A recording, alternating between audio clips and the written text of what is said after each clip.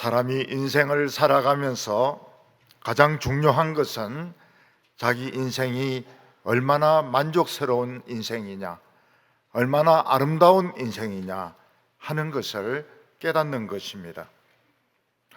얼마 전 신문에는 어떤 여자분이 돈을 좋아했던 것 같습니다.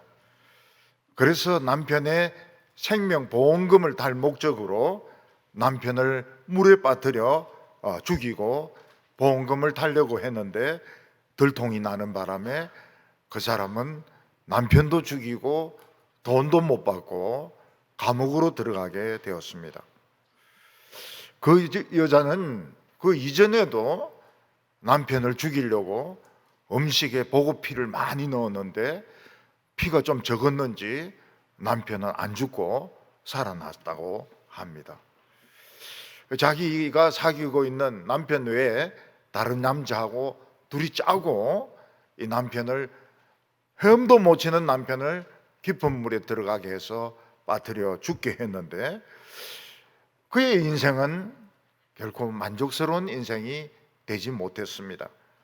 성형수술을 해서 얼굴을 아름답게 만들고 또 남자친구가 있고 또 남편을 죽여서 수억 원의 보험금을 탄다고 해도 그의 인생은 아름다운 인생이 되지 못하는 것입니다. 얼마 전에 우리나라의 유명한 시인이 한 명 돌아가셨습니다. 그분은 우리나라 군사 독재가 많이 심해지고 있을 때에 타는 목마름으로 이런 시를 써서 우리나라 모든 젊은이들이 그 타는 목마름으로라는 그 시를 외우고 노래로 부르고 참 젊은이들에게 어떤 우상처럼 존경을 받았습니다. 그는 유명한 작가 박경리 씨의 사위였습니다.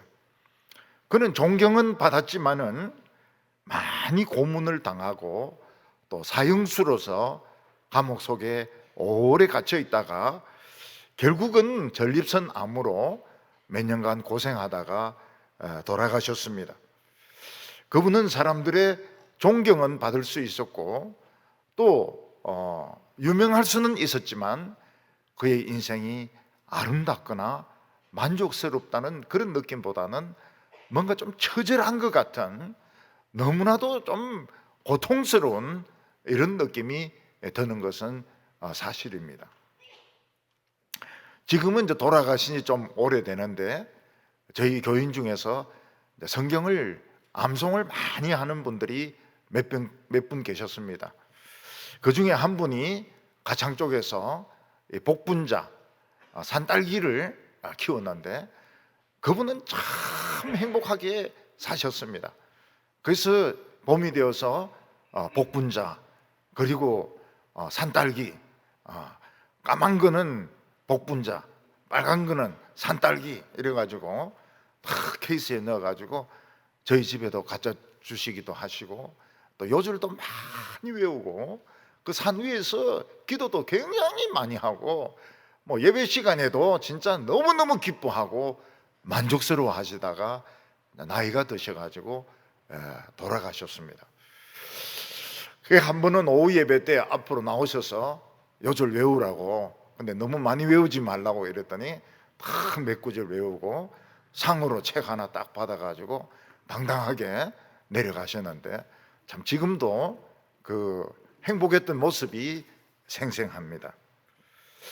우리가 이 세상을 살아가면서 돈을 많이 버느냐, 성공했느냐, 유명하냐 하는 것보다 더 중요한 것이 과연 내가 내 인생에 만족하고 있느냐, 내 인생은 아름다운 인생이냐 하는 것에 대해서 자기가 어떻게 답을 하느냐 하는 것이 중요한 것이라고 봅니다. 솔로몬은 지혜가 굉장히 뛰어났습니다. 솔로몬보다 머리가 더 좋은 사람은 없었습니다. 솔로몬은 무지무지하게 돈과 금이 많았습니다. 요즘으로 치면 최고의 갑부였습니다. 솔로몬은 부인이 1000명이었습니다. 그는 왕의 직분을 가지고 있었습니다. 솔로몬은 이 모든 것을 다 가지고 인생을 살았는데 자기 인생에 대해서 만족하지 못했습니다. 그는 자신의 인생에 대해서 뭐라고 말하고 있습니까? 헛되고 헛되고 헛되고 헛되도다. 해 아래 모든 일이 헛되다고 말한 것을 볼 수 있습니다. 만약 우리가 이 세상에 사는 것이 그렇게 헛된 거라면 우리가 굳이 이 세상에 고생하면서 살 필요가 뭐가 있겠습니까? 빨리 죽어버리는 것이 낫지 않겠습니까? 그래서 한때 일본에서는 빨리 죽는 자살하는 것이 유행했던 적이 있습니다. 뭐 경치가 좋은 곳에서 또 아니면 뭐 다른 사람과 같이 동반해서 자살하는 것이 일본 청년들 가운데서 유행했던 적이 있었습니다. 괴테가 쓴 젊은 베르테르의 슬픔을 보면 이 베르테르가 남의 아내가 된 여성을 사랑하다가 이 사랑이 안 되니까 자살을 합니다. 많은 젊은이들이 이 베르테르의 자살이 아름답다. 그래서 그 베르테르의 자살을 흉내내 가지고 자살을 하는 젊은이들이 많이 있었습니다. 그런데 전도자는 무조건 죽는 것이 좋다고 말하지는 않습니다. 이 세상 사는 것이 헛된 것은 사실이지만 그렇다고 해서 죽는 것이 답은 아니라고 말했습니다. 왜냐하면 살아있는 개가 죽은 사자보다 더 낫기 때문이라고 말을 했습니다. 아웃 오브 아프리카라는 그런 영화를 보면 한 부자 여성이 사랑에도 없는 귀족과 결혼을 합니다. 그리고 이제 아프리카 케냐로 가가지고 거기서 큰 커피 농사를 짓습니다. 남편은 사냥만 하고 술만 마시고 그리고 바람만 피우고 빈둥빈둥 놉니다. 남편 때문에 매독이 걸리기도 합니다. 이 여자가. 그 여인은 거기서 이제 멋진 남편을 남자 친구를 만나는 겁니다. 남자 애인을 만나는 겁니다. 러드포드, 러드포드 아주 멋진 남자를 만나는 겁니다. 그 남자는 비행사인데 이 여자를 뒤에 태우고 아프리카 그 하늘을 날면서 막 밑에서 뛰어가는 그 동물들을 보여줍니다. 그때가 이 여자가 잠깐 행복했던 순간인 것입니다. 애인하고 같이 비행기 타면서 그 케냐 항공을 나를 때가 잠깐 행복한 때였습니다. 그 시간이 지난 후에 커피 농장은 불이 나가지고 한 푼도 돈을 건지지 못하고 자기가 사랑했던 남자는 비행기가 추락해가지고 죽어버리고 또 남편은 도망쳐버리고 그에게 남아있는 것은 아무것도 없었습니다.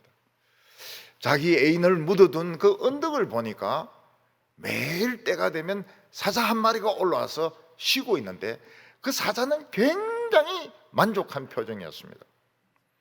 짐승들은 배만 고프지 않으면 몸이 어디 아프지만 않으면 만족을 합니다. 그런데 인간은 아무리 배가 불러도 아프지 않아도 미래에 대한 걱정으로 가족에 대한 걱정으로 나라에 대한 걱정으로 마음이 편할 때가 없는 것입니다.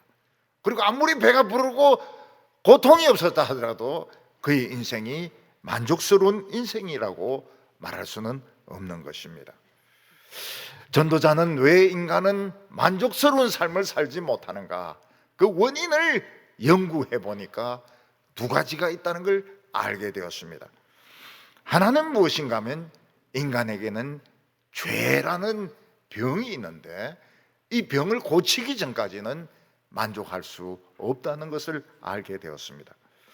또 모든 인간의 마음속에는 이 광기라고 하는 미쳐가는 병이 있는데 미쳐가는 병이 고쳐지기 전까지는 결코 그 삶이 아름답지 않다는 것을 알게 되었습니다. 그래서 전도자는 우리가 진정으로 만족스럽고 진정으로 아름다운 삶을 살기 위해서는 이 세상 어디에서 무엇을 하든지 간에 하나님을 만나가지고 죄의 병을 치유받고 이 광기 미쳐가는 것을 치료받아야 아름다울 수 있다고 말을 하고 있습니다.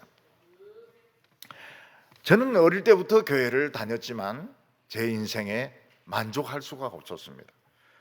왜냐하면 집이 가난해가지고 학교를 제대로 다니지 못했기 때문에 저는 만족할 수가 없었습니다. 나중에 하나님께서 공부할 수 있는 기회를 주셔서 대학에 들어갔습니다. 대학에 들어가서 친구도 사귀고 강의도 듣고 도서관에도 다니고 이러면서도 저의 삶은 만족스럽지가 못했습니다. 그 이유는 내 마음속에 죄가 있었고 광기가 있었기 때문입니다. 주위에 있는 친구들 보면 술에 미치고 여자에 미치고 당구에 미치고 카드에 미치고 데모에 미치고 전부 미친 놈들밖에 없었습니다. 어느 날 주님이 저를 부르셨습니다. 그리고 너의 죄 때문에, 너 미친 것 때문에 내가 손에 못자국이 못에 박혔고 내 발에도 못에 박혔다고 말씀하셨습니다.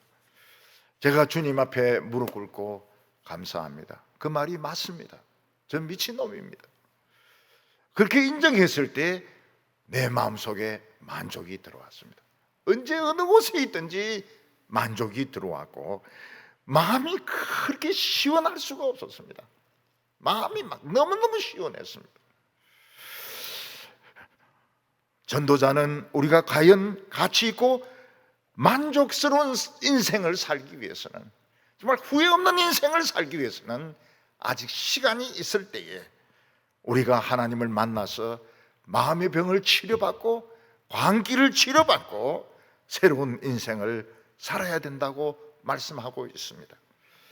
그래서 우리는 이 세상에 살면서 할 수 있는 동안 남에게 무엇을 주고 베푸는 인생을 살아야 되고, 우리 어렸을 때 같이 때묻지 않은 순수한 마음을 가지고 살아야 된다, 이렇게 이야기를 하고 있습니다. 이제 이 이야기가 지금까지 전도서 전체에서 흘러온 내용의 핵심입니다. 오늘의 내용은 어떻게 하면 우리가 아름답고 불만 없는 참 만족스러운 인생을 살다가 죽을 수 있느냐, 결론입니다. 전도서의 결론이고 마지막 부분입니다. 다음 주는 전도서 안 합니다. 다음 주는 전도서 없습니다. 다음 주는 어디 할지 몰라요. 오늘 첫 번째는 우리가 만족스러운 삶을 살려면 청년의 때에 창조주 하나님을 믿으라, 이렇게 말씀하고 있습니다. 우리가 이 세상에 살면서 내가 누군지, 내가 어떤 사람인지 깨닫는 것이 아주 중요합니다. 어렸을 때 외국에 입양되어 갔던 사람들 중에서는 정말 자기의 그 뿌리를 찾아서 한국까지 오는 사람들이 있습니다. 근데 부모가 어떻게 놀이터에 데리고 가든지 시장에 데리고 갔는데 잃어버려 가지고 외국에 입양이 된 애들은 부모를 만날 수가 있습니다. 근데 부모가 그 잘못된 관계로, 미혼녀로, 미혼모로 이런 식으로 아기를 낳아 가지고 아기를 포기했을 때는 아기에 대해서 아는 게 아무것도 없습니다. 그래서 아기가 와도 부모를 만날 수가 없습니다. 미국의 데이비드라고 하는 아주 그 유명한 목사는 자기가 에이션인 건 알았습니다. 얼굴이 에이션, 아시아 계통이라는 건 알았습니다. 일본 사람 비슷하게 생겼어요. 그는 어머니가 한국 사람이라는 것도 알았습니다. 어머니가 한국말을 쓰니까 한국 사람이라는 것도 알았습니다. 어머니는 지금 있는 이 미국인이 너의 아버지라고 이야기를 했습니다.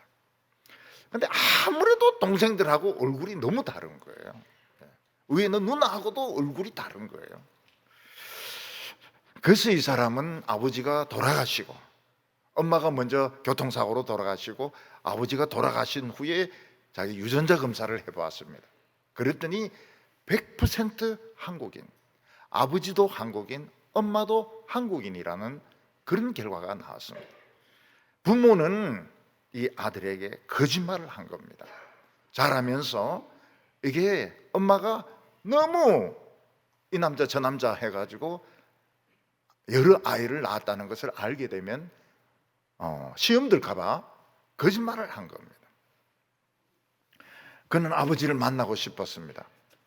그래서 비행기 타고 한국에 와가지고 엄마가 전주이시니까 전주 방송을 찾아가가지고 뭐 무슨 미장원을 했다는 말은 듣고, 그래서 방송에 나와서 아버지를 찾는다고 광고를 했습니다. 아버지는 나타나지 않았습니다. 아마 이 엄마가 애를 임신했을 때 그 사실조차도 몰랐을 겁니다. 불륜의 자식이고 그냥 씨만 뿌려놓고 그냥 도망을 가버린 겁니다.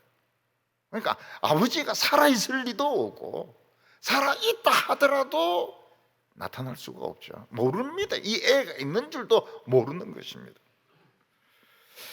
그는 목회를 하면서 큰 목회를 했습니다. 그러나 이거는 바벨탑이다. 진짜 목회는 우리 엄마 같은 수가성 여자, 이 남자 저 남자 만나가지고 아이를 놓는 이런 여자가 올 수 있는 교회가 진짜 교회다. 창녀가 올 수 있는 교회가 진짜 교회고, 그리고 노숙자가 올 수 있는 교회가 진짜 교회다. 그래서 큰 교회 목회를 그만두고 그는 아주 가난한 동네에 가서 교회를 옮겨가지고 창녀들, 노숙자들, 늙은 백인들, 이런 사람들이 모이는 그런 교회의 목회를 하고 있는 것입니다. 전도자는 자신의 가르침을 찾아온 많은 사람들에게 너희가 청년의 때에 꼭 창조주, 꼭 조물주를 만나라고 말하고 있습니다. 1절에 너는 청년의 때에 너의 창조주를 기억하라. 곧 공고한 날이 이르기 전에 나는 아무 낙이 없다고 할 해가 가깝기 전 조물주를 만나라고 말하고 있습니다. 청년의 때라고 하는 것은 아주 힘이 있고 가능성이 있고 머리가 말랑말랑 해가지고 굳어있지 않아서 진리를 가르쳐주면 받아들일 수 있는 그때에 하나님을 만나라고 말하고 있습니다. 사람이 어렸을 때는 머리가 말랑말랑합니다. 그래서 무엇을 가르쳐 주어도 잘 받아들입니다. 특히 옳은 진리, 바른 진리, 성경 말씀의 진리를 가르치면 잘 받아들입니다. 그러나 이미 나이가 들어버렸고 성공을 했고 아는 것이 많은 사람은 머리가 굳어 있기 때문에 자기 생각하고 다른 것은 안 받아들입니다.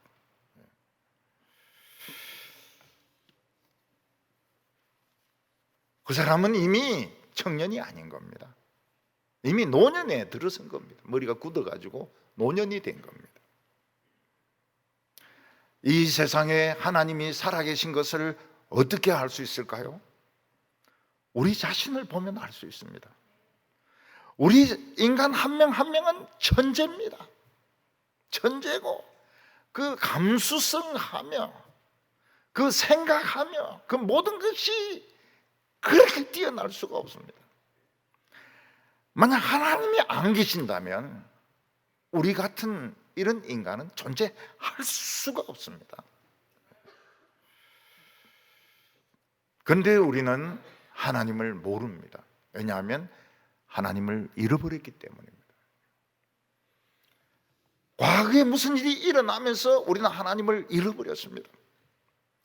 예를 들어서 어떤 아이가 외국에 입양됐다면 무슨 일이 일어난 겁니다. 부모와 헤어져 가지고 입양기관에서 먼 외국에 입양이 된 겁니다. 어떤 사람이 알코올 중독자가 되고 마약 중독자가 되면 무슨 일이 있은 것입니다. 그 사람의 사업에 실패가 있었고 그 사람에게 뭔가 좋지 않은 일이 있어가지고 그 사람은 알코올 중독자가 되고 마약 중독자가 된 것입니다. 어떤 사람이 노숙자가 됐다면 노숙자로 태어난 것이 아닙니다. 사업에 실패를 했거나 집을 가출을 했거나 그래서 길에서 막 헤맬 수밖에 없는 무슨 일이 있었던 것입니다. 우리 인간들은 굉장히 뛰어납니다. 한 사람 한 사람이 너무너무 훌륭하고 아름답고 창조적입니다. 근데 무슨 일이 있었습니다. 그게 뭡니까? 우리가 하나님께 죄짓고 하나님부터 버림받은 일이 있은 것입니다. 그 일이 없었다면 우리는 너무너무 아름답죠. 지금 더 아름답죠. 지금 더 영광스럽죠. 근데 무슨 일이 있으면서 우리는 로스트 보이, 잃어버린 아이들, 로스트 걸, 잃어버린 소녀들이 되어가지고 우리는 지금 하나님을 모르는 겁니다. 복음이라고 하는 것은 하나님이 우리를 부르는 소리입니다. 더 이상 방황하지 말라. 더 이상 개판으로 살지 말라. 더 이상 네 멋대로 사지 말고 나에게로 돌아오라. 그 부르시는 것이 복음인 것입니다. 왜 청년의 때에 창조주 하나님을 기억해야 할까요? 청년의 때는 머리가 말랑말랑하기 때문에, 자기에게 뭔가 필요하다는 것을 인정하기 때문에 하나님이 부르시면 따라오는 것입니다. 우리가 하나님을 만나기만 하면 어떤 형편과 처지이든지 불만과 고통은 딱 없어집니다. 왜냐하면 하나님은 온 우주를 창조하신 분이시고 내 마음을 창조하신 분이시고 우리의 미래를 창조하실 분이시기 때문에 모든 고통과 모든 어려움이 싹 없어집니다. 그렇게 시원할 수가 없어요. 그렇게 기쁠 수가 없어요.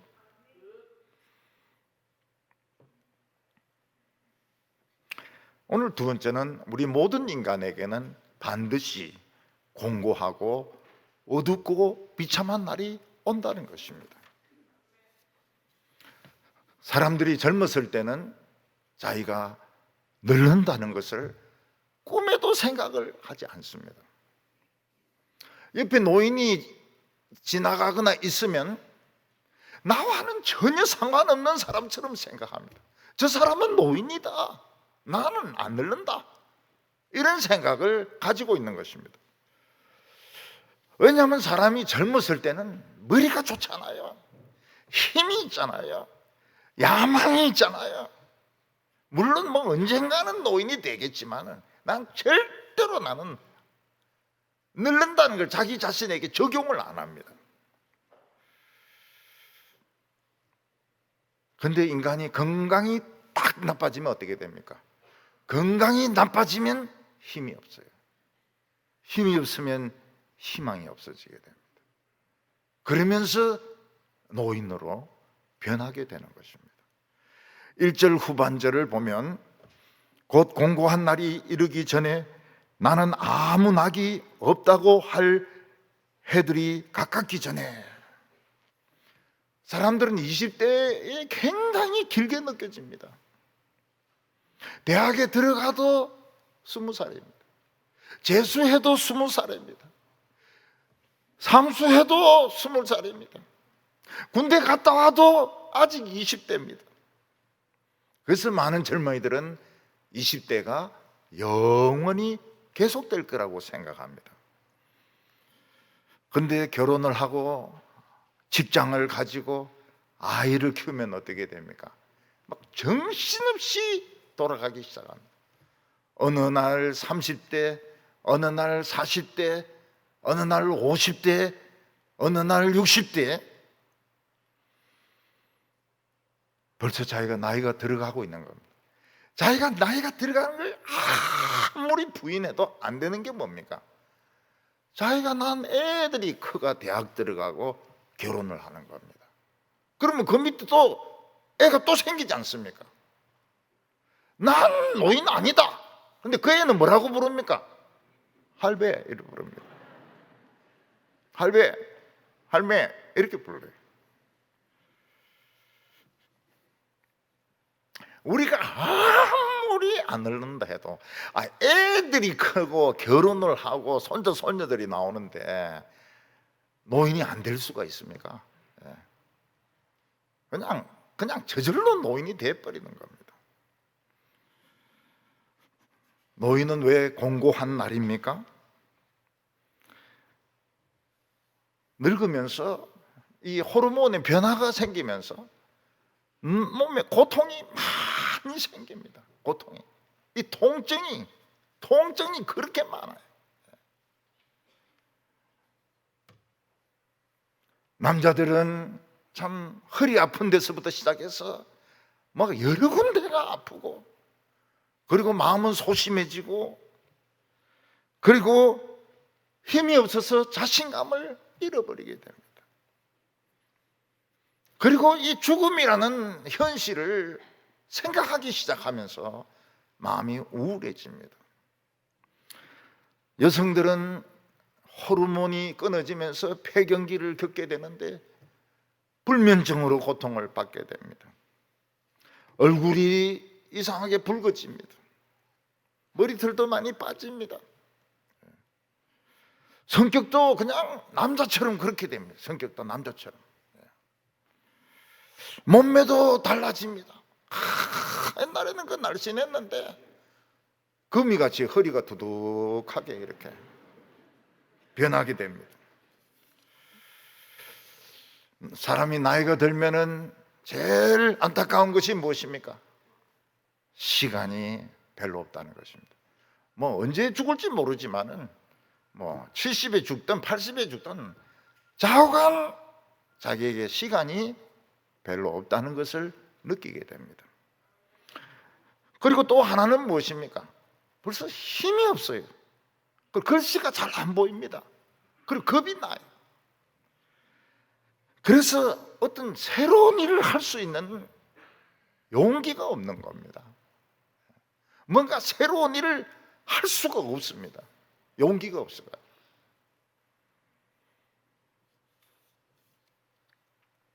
전도자는 늙는 것을 비유로 표현하고 있습니다.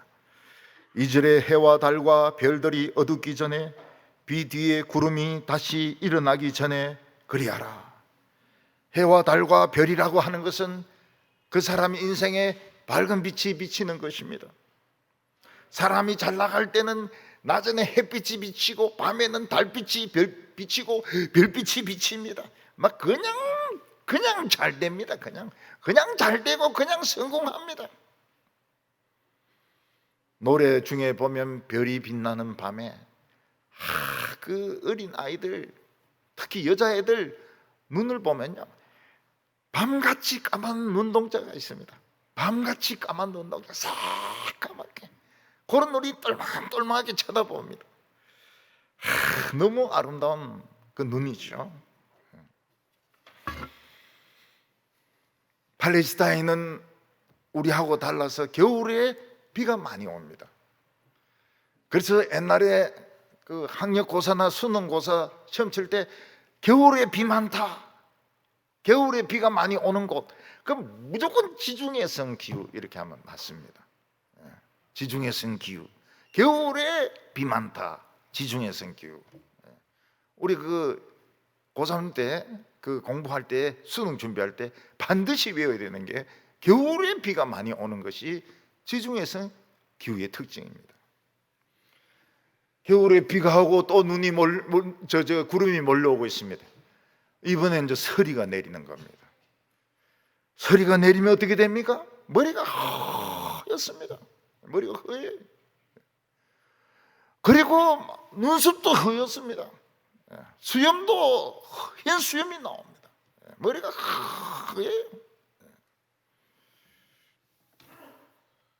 제가 처음에 우리 교회 왔을 때 우리 교회 앞을 보면 그 머리털 없는 분들이 굉장히 많았습니다. 대머리들이 굉장히 많았습니다. 그런데 어느 순간 없어졌어요. 가발이 나오고 난 후부터 어느 순간 없어졌어요. 여성분들도 머리가 빠지더라고요. 그러니까 가짜 때깔이 딱 이렇게 하면은 진짜 머리처럼 보이는 겁니다. 그 눈썹도 희지게 됩니다. 그래서 여성들이나 남성들이 요즘 눈썹을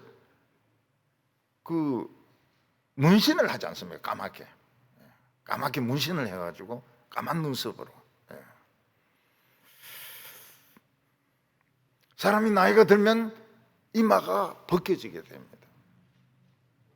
젊었을 때는 머리숱이 많아가지고 머리가 막 앞으로 막 이마를 가리고 막 이랬는데, 나이가 들면은 이게 점점 올라갑니다. M자로 올라가는 분이 있습니다. 여기서부터 파고 막 올라가는 분이 계세요. 거기에 비해서 그냥 가운데가 파고 들어가는 분이 계시고요, 고속도로가 그냥 생기는 분이 계십니다. 어느 순간 이마가 그냥 환해지는 거예요. 이마가 환해지는 거예요. 그렇다고 해서 인생이 환해지는 건 아닙니다. 이마만 환해지는 것이죠. 그 나이가 들면은 소화력이 떨어지지 않습니까? 뭐를 먹어도 소화가 안 되니까 트림을 자꾸 합니다. 그래서 손자가 할아버지 놀러 왔는데 할아버지가 이러니까 손자가 뭐라고 하면, 할아버지는 맨날 그냥 이렇게 한다고. 애들이 그 트림 소리를 굉장히 싫어하거든요. 노인 되면 몸에 있는 근육이 어떻게 빠집니까? 썰물 빠지듯이 빠집니다. 그러니까 뭐 옛날에 운동 좀 하고 이래도 뭐 며칠 안 하면 그냥 근육이 싹 빠져요. 그러다 딱 넘어지면 대퇴부 골절입니다. 딱 대퇴부 여기는 근육이 없어요. 그러면 이제 침대에 누워가지고 대소변을 못 갔다 옵니다. 침대에 누워가지고 계속 있어야 됩니다. 계속 누워 있으니까 피가 장기에 모여가지고 장기가 탈나가지고 죽습니다.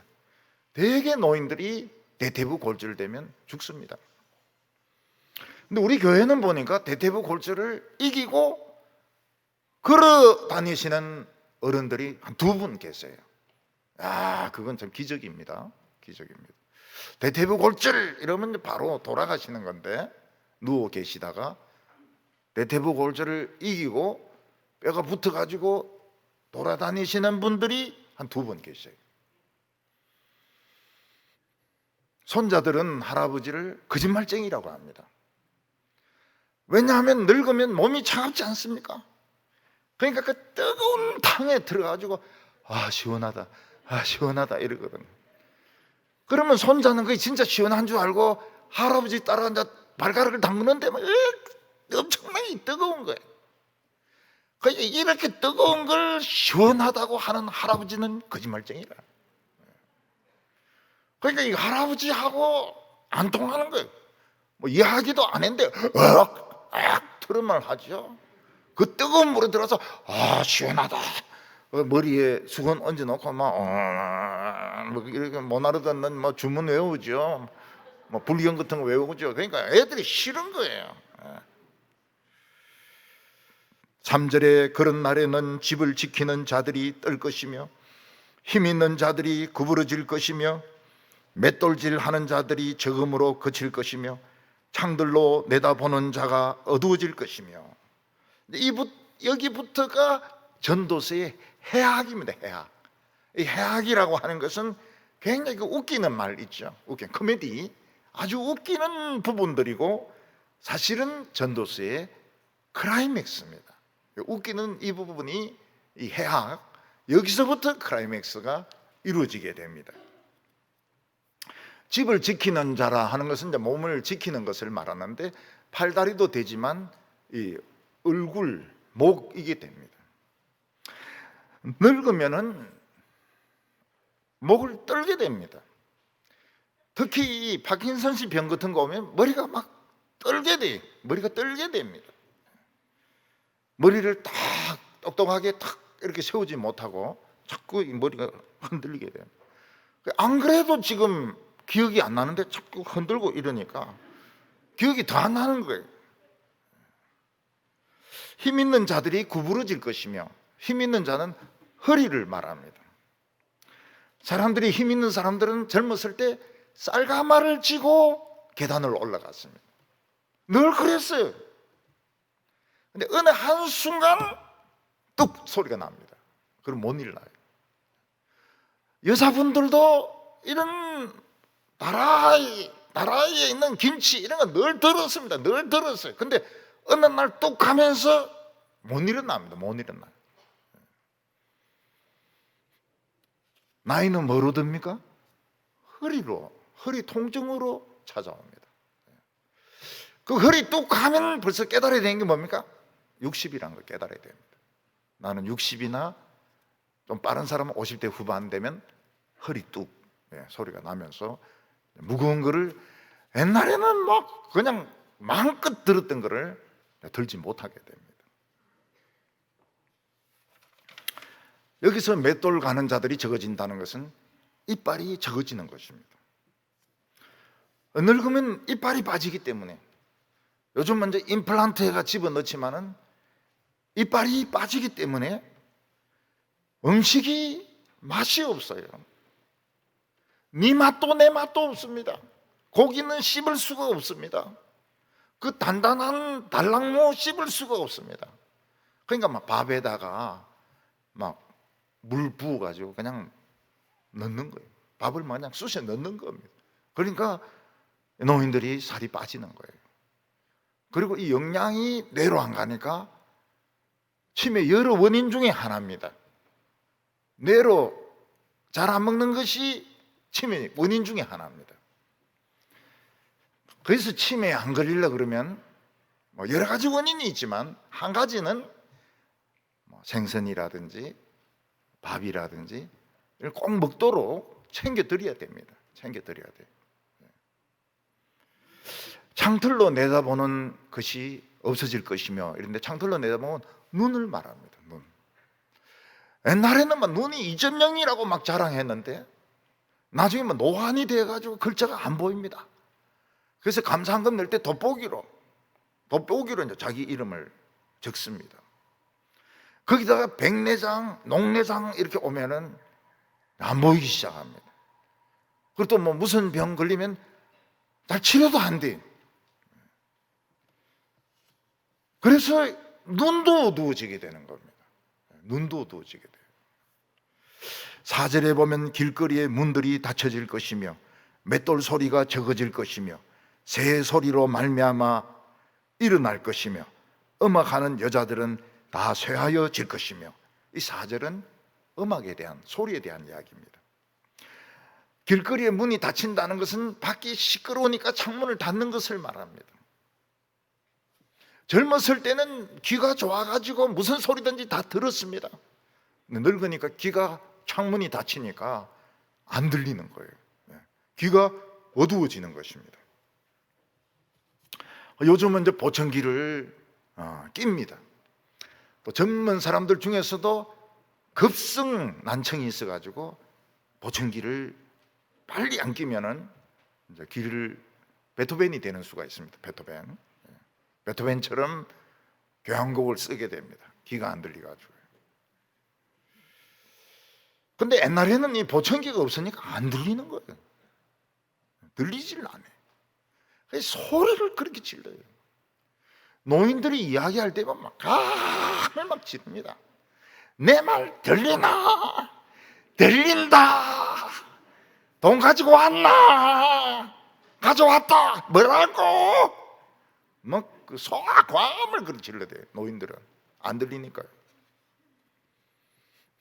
전에 한번 회의를 하는데 노인 한 분이 막 그래 과음을 지르면서 이야기하더라고요. 이 과음 지를 이야기가 아닌데 왜 그래 과음 지르냐 가만히 이렇게 보니까 보청기를 안 가져온 거예요. 그러니까 남들이 못 듣는다 생각하니까 막 과음을 막 질러요. 과음을 질러요. 그것도 뭐 보청기 안 가져오셨다 말을 할 수 있습니까?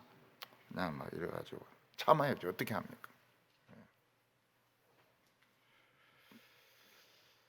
여기 보면 맷돌이 적어진다 그랬습니다. 맷돌이 적어진다고. 요 맷돌은 입맛이 없는 거하고 좀 틀립니다. 이야기하는 맷돌을 말합니다.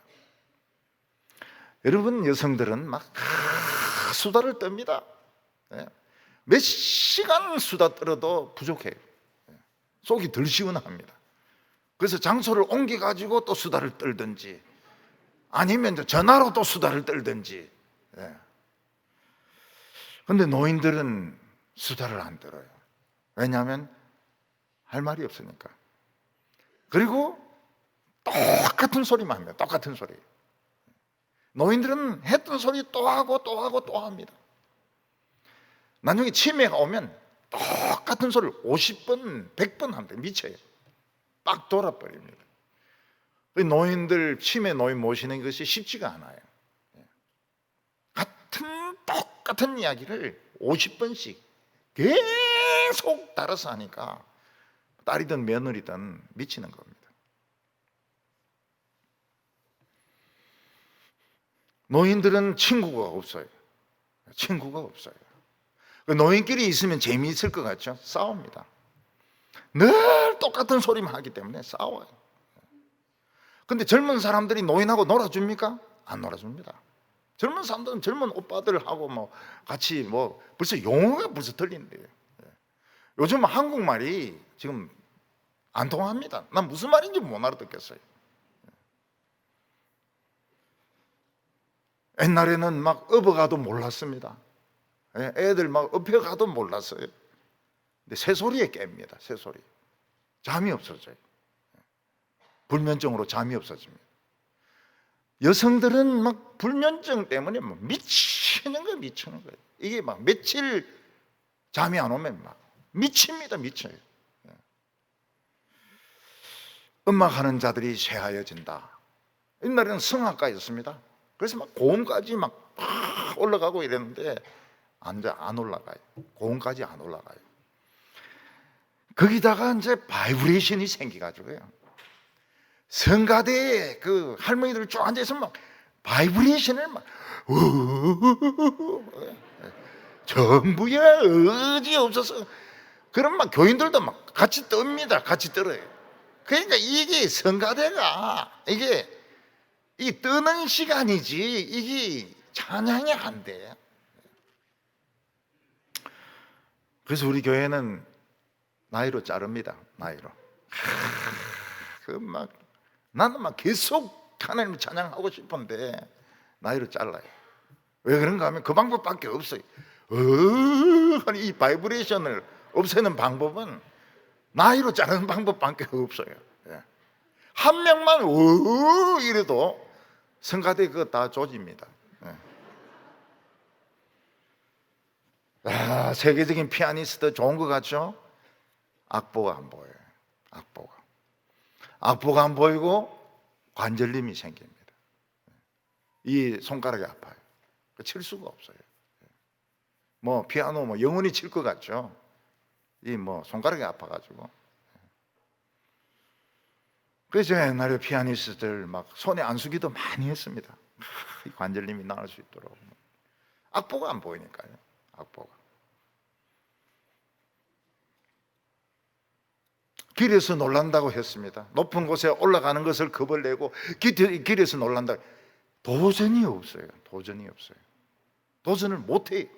겁이 나가지고. 그리고 기억력이 감퇴합니다. 옛날에는 다 외웠던 이름인데 이름이 기억이 안 나요. 정말 쉬웠던 이름인데 기억이 안 나요.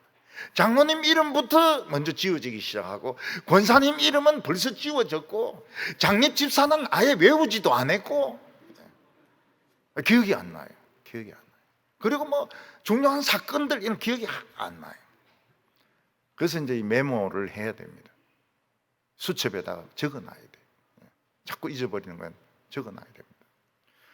저도 우리 교회 어린이들 있지 않습니까?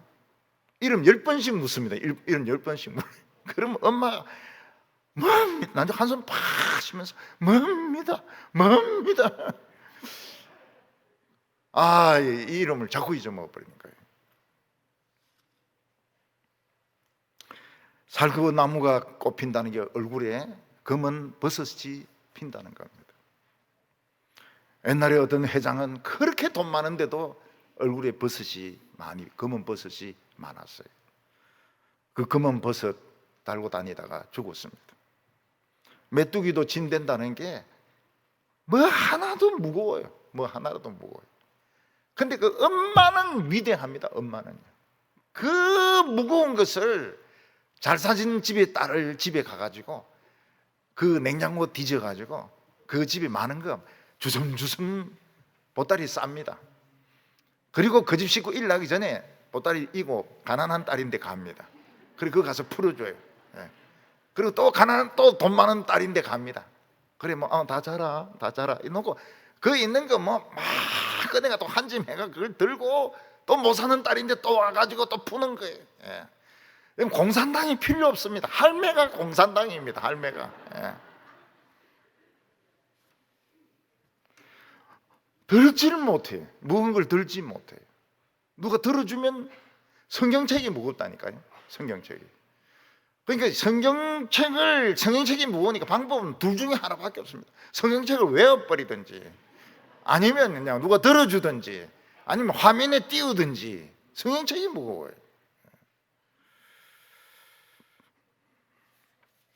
그래서 늙은 부부는 사랑하느냐 하지 않느냐 떠나가지고 손잡고 다녀야 됩니다.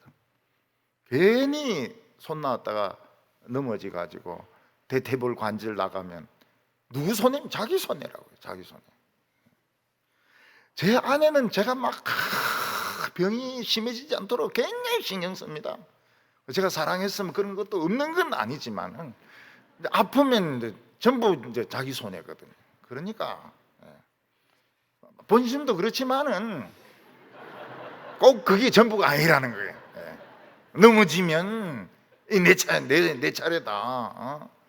이러면 영감탱이 말이야. 네 맛도 내 맛도 없다 그러지. 뭐 이러니까 막 입맛이 있을 때 막 먼 게 막 사가지고 막 미기고 말이죠. 정욕이 거치게 된다 그랬습니다. 그러니까 노인 되면 다 중성이거든요. 중성. 뭐 남자나 여자나 뭐 다 인간이지 뭐가 틀립니까? 근데 이 영감쟁이들이 이게 비아그란가 뭔가 그걸 사는 거예요. 그래가지고 문턱만 넘어가면 성범죄를 한다니까요. 문턱 넘어갈 힘만 있으면 비아그라를 먹는다는 거예요. 젊었을 때 참 무릎 꿇고 앉아서 김치를 담그거나 아니면 뭐 부기를 많이 하고 이런 분들은 연골이 닳아가지고 못 일어섭니다. 그러면 이제 연골 수술을 해야 돼요. 연골 수술이 굉장히 고통스럽습니다. 그리고 마지막에 가서는 의사가 한번 팍 밟아야 됩니다. 밟아야 이게 이제 딱 적쳐집니다. 그 연골 수술 받으면 이제 걸어 다녀요. 근데 안 받으면 안전병이가 되는 겁니다. 그리고 나서 인간은 갈 데를 갑니다. 어떤 사람은 지옥으로, 어떤 사람은 영생으로 들어갑니다. 하나님을 모르고 주 예수의 복음을 복종하지 않는 자들은 영원한 지옥에 갑니다. 그 인생은 실패입니다. 조문객들 많이 옵니다. 아무 소용없어요. 조문객들 아무리 와봐야. 그 남아있는 식구들만 돈 챙기는 겁니다. 물론 이제 뭐 묘지도 사고 뭐 화장도 하고 뭐 이런 비용도 쓰고 음식값도 쓰기도 하지만은 뭐 자꾸 죽은 사람은 뭐 먹을 것도 없고 말이죠. 그냥 추운데 그냥 냉동실에 들어가 가지고 요즘은 죽어도 힘들어요. 왜 힘드냐? 화장하려고 하면 뭐 워낙 죽는 사람들이 많아가지고 죽어도 또 기다려야 됩니다. 줄 서야 됩니다. 죽은 사람은 없어지고 세상은 그대로 돌아갑니다. 얼마나 얄밉습니까? 내만 딱 없어지고 그 버스 그대로 다니고 그 지하철 그대로 다니고 예배는 계속 드리고 얼마나 얄밉습니까? 내만 싹 빼놓고. 이게 현실인데 어떻게 해요? 6절에 은줄이 풀리고 금그릇이 깨어지고 항아리가 샘 곁에서 깨어지고 바퀴가 우물 위에서 깨어지고. 은줄이라고 하는 것은 이제 이 핏줄, 맥박 이런 걸 이야기합니다. 결국은 은줄이 이제 끊어지면서 심정지 상태에 오게 되는 것입니다. 심정지가 뭡니까? 금그릇이 깨어지는 것입니다. 그리고 항아리는 뭡니까? 간, 뭐 이런 것들이 이제 고장 나는 것입니다. 간디가 부었다고 이러는데 간이 붓고요. 위도 막 미도 다 흘러버리고. 그러니까 길고 길었던 인생의 바퀴가 우물 위에서 딱 멈추는 겁니다. 계속 돌면서 우물물을 길어 올려야 되는데 딱 멈춰가지고 그 사람의 인생은 끝장이 나는 것입니다. 그래서 사람이 자신의 인생을 아름답게 바꿀 수 있는 시간은 많지가 않습니다. 20대 또는 30대, 40대, 50대도 길지가 않습니다. 굉장히 짧은 시간에 은혜를 받아가지고 자기 인생을 바꿔야 됩니다. 7절에 흙은 땅으로 돌아가고 영은 그것을 주신 하나님께 돌아가기 전에 조물주 창조주를 기억하라고 했습니다. 그렇게 하지 않는 인생은 헛되고 헛되고 헛된 것입니다. 오늘 마지막 짧게는 우리는 정말 이 지혜의 가르침을 받아야 됩니다. 지혜자는 자기가 굉장히 깊이 생각한 것이며 진리의 말씀을 정확하게 기록했다고 말하고 있습니다. 11절에 지혜자의 말씀은 찌르는 채찍 같고 회중 선생들의 말씀은 잘 박힌 못 같으니 다 한 목자가 주신 것이라. 우리에게 두 가지가 필요합니다. 바른 길 가더라도 굉장히 늦게 가는 사람이 있어요. 그런 사람들은 말씀의 그 채찍으로 이 말이나 손은 창긋이 뾰족합니다. 그걸 막 엉덩이를 팍팍 찔러가지고 앞으로 가도록 막 만들어야 됩니다. 아니, 좁은 길을 겨우 찾아놓고 뭐 안 들어가고 밖에서 뭐 풀 뜯어먹고 이런 것들도 많거든요. 자기가 다 되었다고 생각하고 기분 좋은 설교만 듣는 사람들은 못 들어가요. 좁은 문으로 못 들어갑니다. 그리고 교회에서 가르쳐진 말씀, 성경으로 가르쳐진 말씀은 이거는 하나님이 주신 말씀이기 때문에 하나님의 벽에 잘 박힌 못처럼 딱딱 꼽힙니다. 거기에 우리 인생을 걸어놓고 옷도 걸어놓고 그릇도 걸어놓으면 절대로 떨어지지 않습니다. 하나님도 모르고 책을 쓰고 하나님도 모르고 공부를 하고 그건 아무 소용이 없다고 말씀하고 있습니다. 일의 결국을 다 들었으니 우리가 할 일은 하나님을 경외하며 하나님의 말씀에 순종해서 사는 것입니다. 우리 성도님들은 내 인생을 너무 늦기 전에 빨리 하나님을 만나시기를 바랍니다.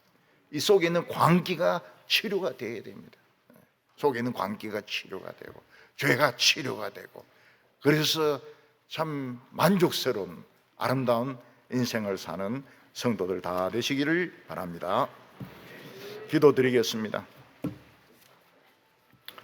거룩하신 하나님 아버지, 이 세상에 하나님을 닮은 위대한 인생을 만드시고 우리에게 큰 숙제를 주셨습니다.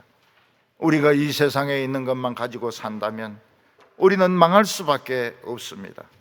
오늘 이 시간 우리의 마음을 부드럽게 만들어 주셔서 말랑말랑하게 만들어 주셔서 하나님의 말씀이 우리 마음속에 박히게 하여 주시옵시고 하나님의 말씀이 채찍이 되어서 우리로 하여금 바른 길 가게 하여 주시옵소서. 우리의 인생에 만족감을 느끼게 하여 주시옵시고 우리의 답답했던 가슴이 시원해지게 하여 주시옵소서. 예수님의 이름으로 기도하옵나이다. 아멘.